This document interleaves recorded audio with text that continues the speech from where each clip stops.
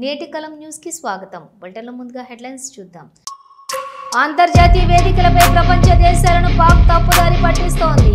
ఉగ్రవాదానికి పాకిస్తాన్ స్వర్గధామంగా మారిందని వెల్లడించిన భారత విదేశాంగ కార్యదర్శి విక్రమ్ మిశ్రీ. టీడీపీ ఎంపీల మద్దతు ఇవ్వడం వల్లనే వక్ఫ్ బిల్లు పాస్. మాజీ ఎంపీ మార్గాని భరత్ విమర్శలు. ఈ నెల 15 నుంచి ప్రారంభం కానున్న సరస్వతి పుష్కరాలు. ముఖ్యమంత్రి రేవంత్ రెడ్డికి ఆహ్వాన పత్రికను అందించిన దేవాదాయ శాఖ మంత్రి కొండా సురేఖ. ఉగ్రదాడికి ప్రతీకార చర్యగా ఆపరేషన్ సింధూర్. సంబరాలు జరుపుకున్న యువత. ఘనంగా శ్రీ మధ్విరాట్ పోతులూరి వీరబ్రహ్మేంద్ర స్వామి వారి 332వ ఆరాధన మహోత్సవాలు.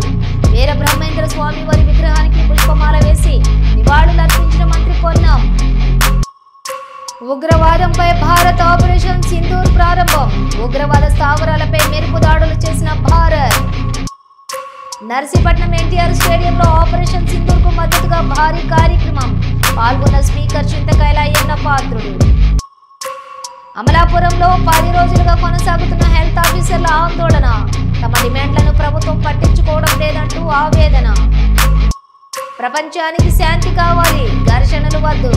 భారత్ పాక్లకు డొనాల్డ్ ట్రంప్ సలహా.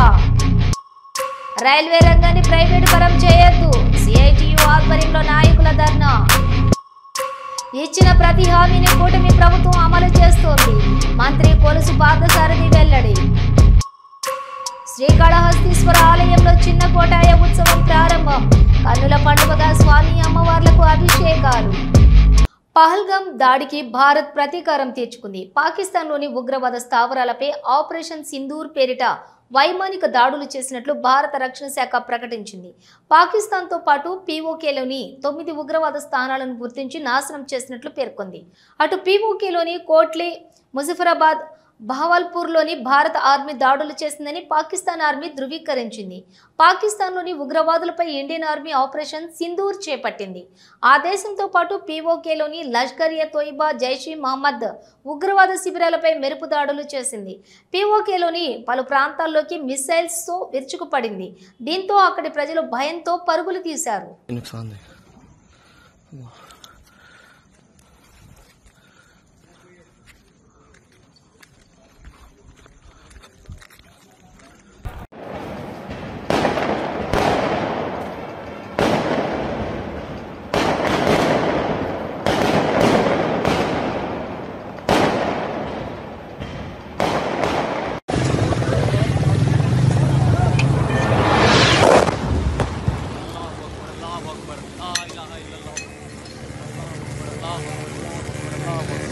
ముఖ్యమంత్రి రేవంత్ రెడ్డిని దేవాదాయ శాఖ మంత్రి కొండా సురేఖ ఆహ్వానించారు.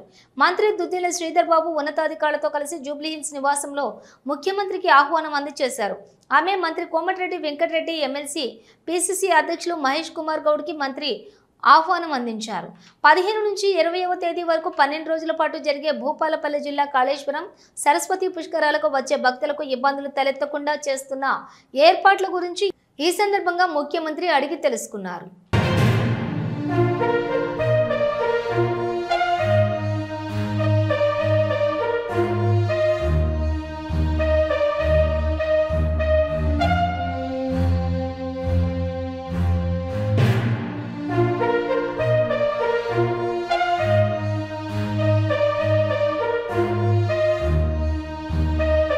శ్రీ మధ్విరాట్ పోతులూరి వీరబ్రహ్మేంద్ర స్వామి వారి 332వ ఆరాధన మహోత్సవముల సందర్భంగా ట్యాంక్ బండ్ వద్ద పోతులూరి వీరబ్రహ్మేంద్ర స్వామి వారి విగ్రహానికి పుష్పమాల వేసి నివాళులు అర్పించారు మంత్రి పొన్నం ప్రభాకర్.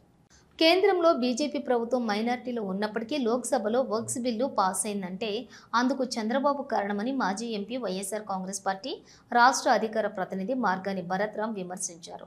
టీడీపీ ఎంపీల మద్దతు ఇవ్వటం వల్లనే వక్ఫ్ బిల్లు పాస్ అయిందని ఆయన అన్నారు. వక్ఫ్ చట్టం 2025 రద్దు కోరుతూ ఐక్య ముస్లిం ర్యాలీ హబీబుల్లా ఆధ్వర్యంలో మంగళవారం నిర్వహించారు. పెద్ద ఎత్తున ముస్లిం సోదరులు, ముస్లిం మహిళలు పాల్గొన్న ఈ ర్యాలీలో వక్ఫ్ చట్టం 2025 రద్దు చేయాలని నినదించారు. మద్దతుగా ర్యాలీలో పాల్గొన్న భరత్ మాట్లాడుతూ ఎన్నికల ముందు నారా హమారా అని నమ్మబలికి ఓట్లు వేయించుకున్న చంద్రబాబు మరోసారి ముస్లింలను మోసం చేశారని భరత్ విమర్శించారు.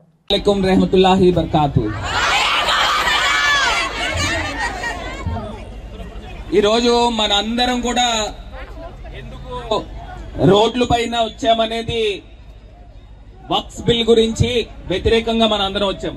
ఒక అంశం మీరందరూ కూడా గుర్తుపెట్టుకోవాల్సింది ఏంటంటే, ఎలక్షన్స్ వస్తే చంద్రబాబు నాయుడు గారు ఆయన స్లోగన్ ఏంటండి, నారా హమారా అన్నారు.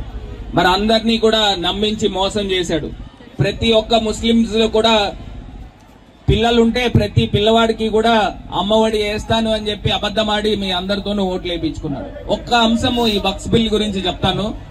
ఇవాళ పార్లమెంట్ లో 273 లోక్సభలో ఎంపీలు మద్దతు ఉంటేనే ఈ యొక్క బిల్ పాస్ అవుతుంది.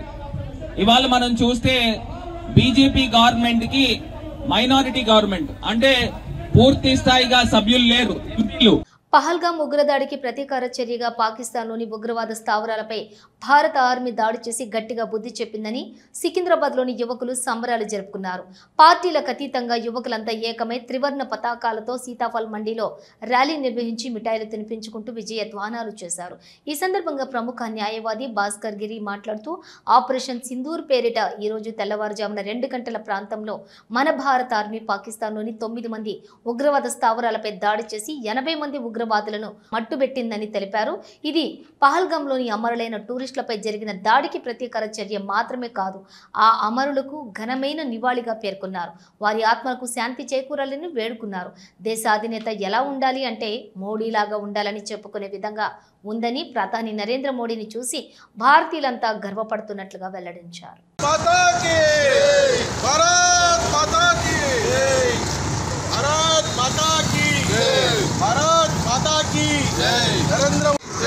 जोहार पहलगाम अमरवीरुలకు, जोहार पहलगाम अमरवीरुలకు, भारत माता की जय, भारत माता की जय.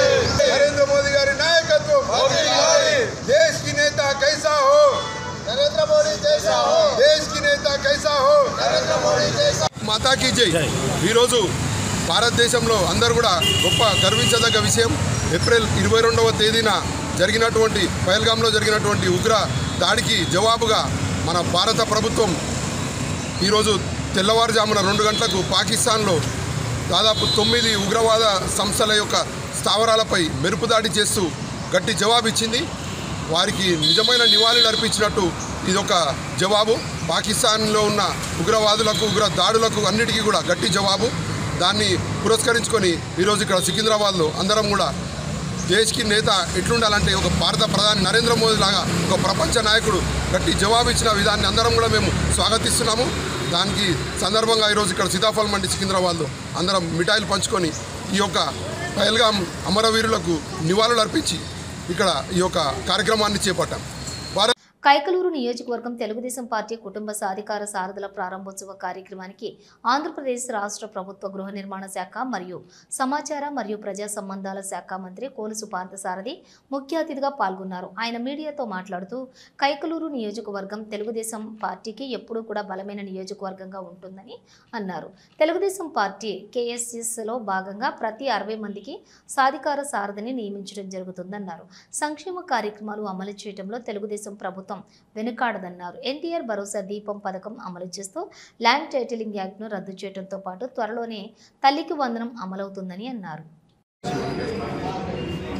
సంక్షేమ కార్యక్రమాలు అమలు చేస్తూనే ఎన్టీఆర్ భరోసా కానివ్వండి, దీపం పథకం కానివ్వండి, టైటిలింగ్ కానివ్వండి, లేదా రాక్షస బిల్లు ఏదైతే ల్యాండ్ టైటిలింగ్ యాక్ట్ ఉందో దాన్ని రద్దు చేయడం కానీ, రేపు మాపో ఇవ్వబోయే తల్లికి వందనం కానివ్వండి, ఇటువంటి సంక్షేమ కార్యక్రమాలతో పాటు అభివృద్ధిని కూడా ప్రత్యేకంగా R&B రోడ్లు తీసుకున్నట్లయితే ఏ విధంగా ఉన్నాయో ఎక్కడా కూడా మెట్లు పోసిన ఈరోజు చాలా వరకు దాదాపు 60-70% రోడ్లన్నీ కూడా బ్రహ్మాండంగా తయారైంది.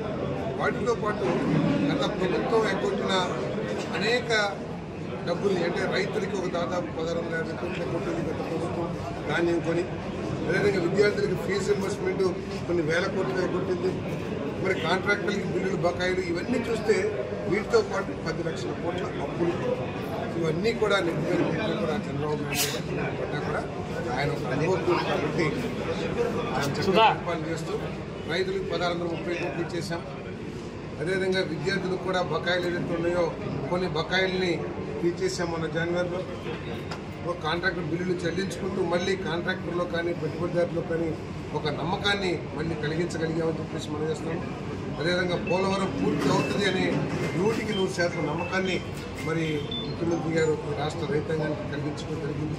సో ఇవన్నీ కూడా గొప్ప సంక్షేమ కార్యక్రమాన్ని, అభివృద్ధి కార్యక్రమాన్ని 2 పిల్లలాగా ముందుకు తీసుకెళ్తూ అదే సమయంలో కార్యకర్తలకు అండగా ఉండే విధంగా మరి పార్టీ వ్యవస్థను కూడా మా నాయకుడు చంద్రబాబు గారు, లోకేష్ గారు తయారు చేస్తారని చెప్పేసి మనం చేస్తాము. ఎందుకంటే ప్రతి కార్యకర్త కూడా ఇన్సూరెన్స్ ప్రభుత్వం తరఫున కట్టి మరి 5 లక్షల రూపాయలు చనిపోతే ఇచ్చే ఇన్సూరెన్స్ కార్యక్రమం కూడా ఉంది. మరి తప్పకుండా ఈ రైతులు అభివృద్ధికి, ఈ రాష్ట్ర అభివృద్ధికి మేము కట్టుబడి రాజకీయ పార్టీ దేశంలో ఏ పార్టీకి లేని స్ట్రక్చర్ పార్టీకి చంద్రబాబు గారు ఇటీవలనే 1 కోటి మందికి పైగా సభ్యత్వాలు తీసుకుని దేశంలోనే అత్యంత సభ్యత్వాలు కలిగిన పార్టీ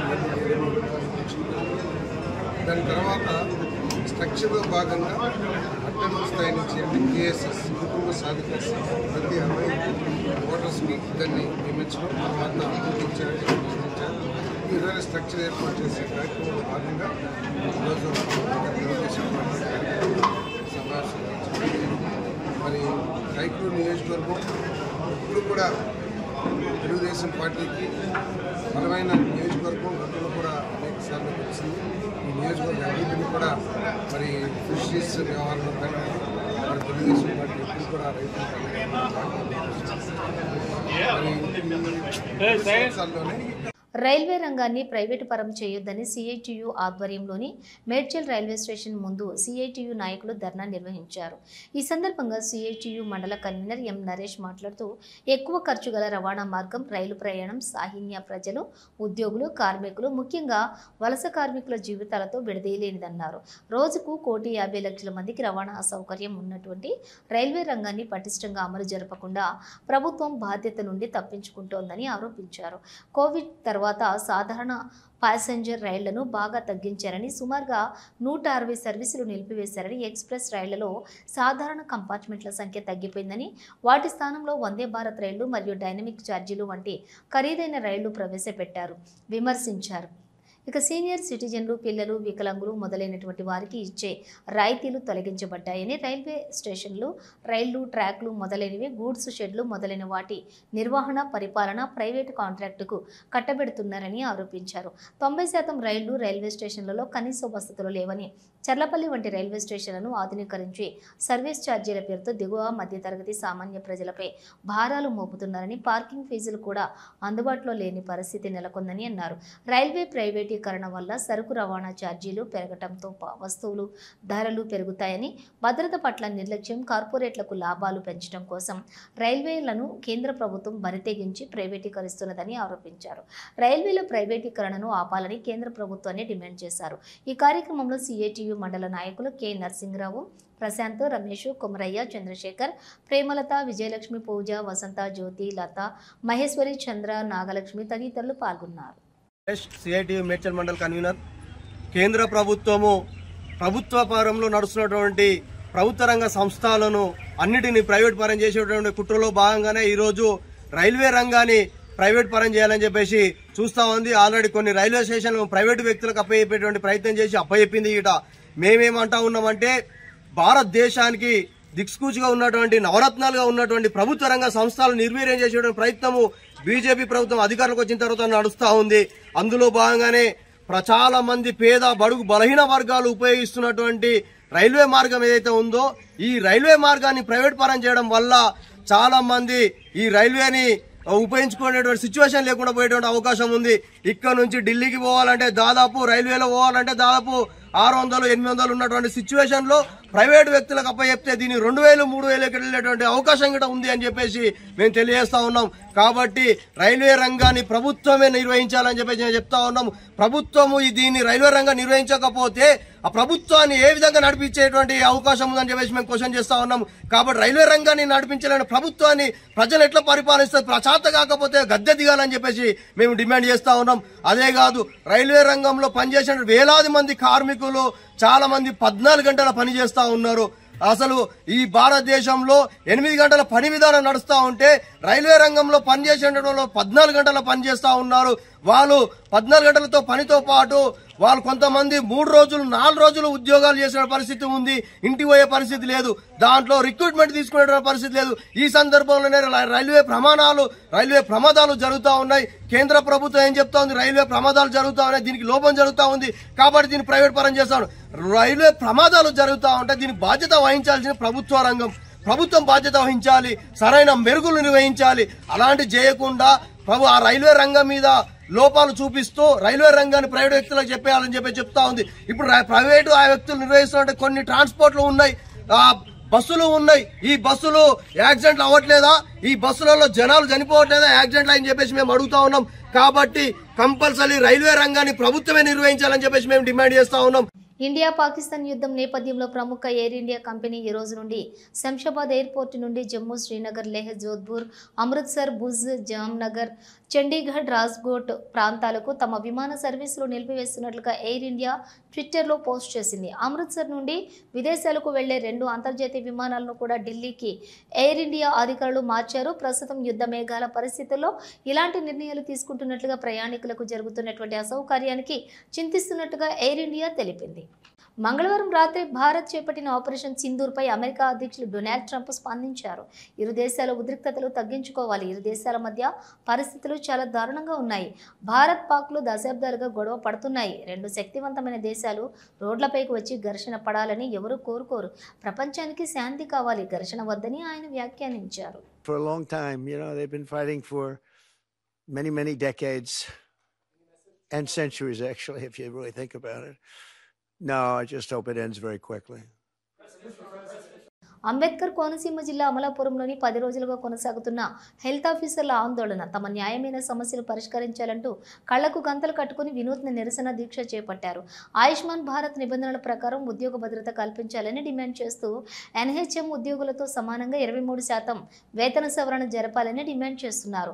క్లినిక్ అద్దె బకాయిలను వెంటనే చెల్లించి నిర్దిష్టమైన జాబ్ ఛార్జ్ అందించాలని కోరుతూ ఆందోళన చేపట్టి 10 రోజులుగా నిరసన దీక్ష చేస్తున్నా ప్రభుత్వం పట్టించుకోవటం లేదంటూ ఆవేదన వ్యక్తం చేశారు.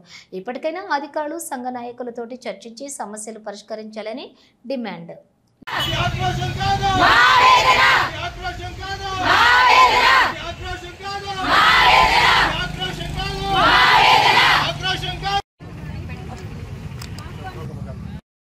ఆ ప్లకార్డ్ కిందకి పెట్టాము ఇంకా బాబు.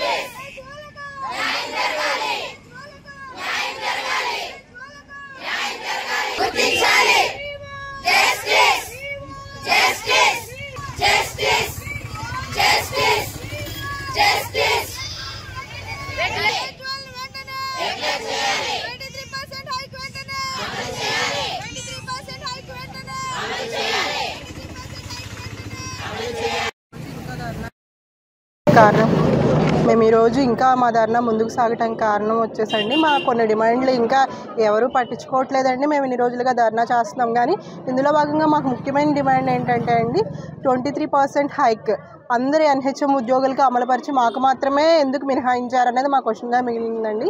ఇంకా ఏంటంటే గిరిజన ప్రాంతాల్లో చేస్తున్న సిహెచ్ఓలకి ప్రత్యేక రాయితీల కోసం మేము అన్ని సమన్వయంగానే అడుగుతున్నామండి. ప్రత్యేక రాయితీ కల్పించాలని, శాలరీ హైక్ 23% హైక్ అది మాది మెయిన్ ఉద్దేశం అండి. ఈపీఎఫ్ఓ ప్రతి ఎంప్లాయీకి ఈపీఎఫ్ఓ అనేది అది ఒక ఉద్యోగ భద్రత అండి. మాకు మినహాయించారు, ఎందుకో అది అర్థం కావట్లేదు. వెంటనే పునరుద్ధరించాలని గవర్నమెంట్ని కోరుతున్నామండి.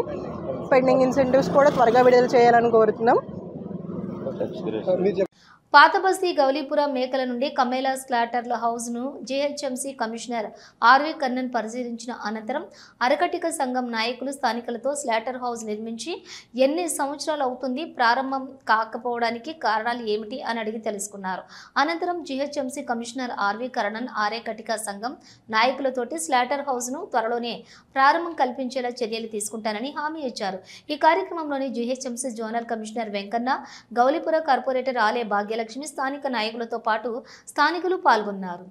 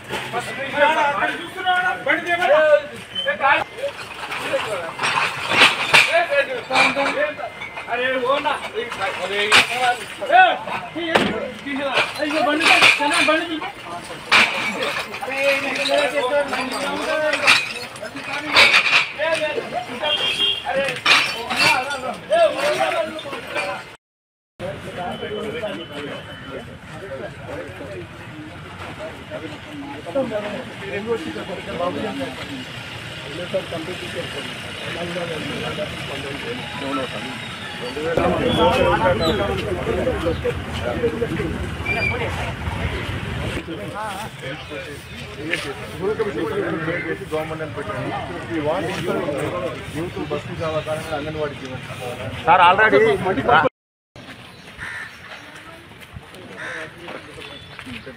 చాలా వర్షం వస్తుంది.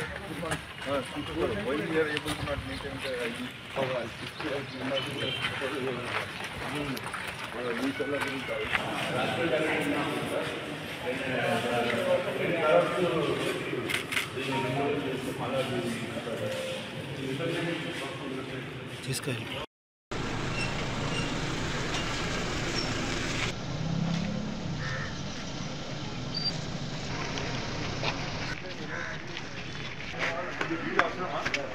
మీడియా సార్ శ్రీకాళహస్తీశ్వర స్వామివారి దేవస్థానం ఆలయంలోని చిన్న కోటాయ ఉత్సవం ప్రారంభం. స్వామి అమ్మవార్లకు అభిషేకాలు కనుల పండుగగా నిర్వహించారు. ఈ కార్యక్రమంలోని శ్రీకాళహస్తీశ్వర స్వామివారి దేవస్థానం కార్యనిర్వహణాధికారి టి బాపిరెడ్డి, ప్రధాన అర్చకులు సంబంధం గురుకుల్, దేవస్థానం AEO Vidyasagar Reddy, superintendent Nagabhushanam Yadav, temple inspector Hari Yadav మరియు ఆలయ అధికారులు, సిబ్బంది, భక్తులు పాల్గొన్నారు.